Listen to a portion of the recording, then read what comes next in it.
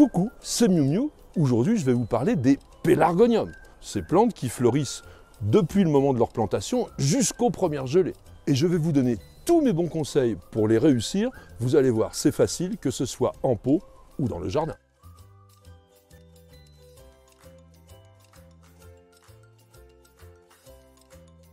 Les pélargoniums se cultivent très bien en pot. Mais attention, il faut un minimum d'une vingtaine de centimètres de hauteur.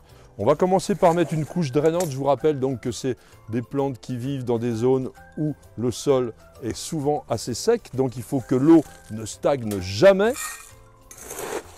Vous pouvez cultiver les géraniums dans du terreau pur. Je dépote mon géranium et maintenant je le mets en place. Vous ne l'enterrez pas plus profond qu'il l'était dans son pot de culture.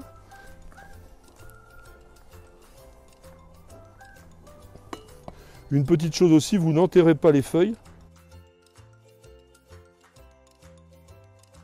Toute plantation se termine par un généreux arrosage, ce qui m'amène à vous conseiller au niveau de l'arrosage habituel de ne jamais dépasser 2 fois par semaine tant que la température n'atteint pas 28 degrés. Mais ne détrempez jamais la plante parce qu'elle déteste absolument être dans de l'eau stagnante. Sur le plan de l'entretien, pas grand-chose, hormis le fait d'éliminer systématiquement les fleurs fanées. C'est le meilleur moyen pour avoir des boutons qui vont continuer à se former et avoir une plante qui fleurit jusqu'au gelé.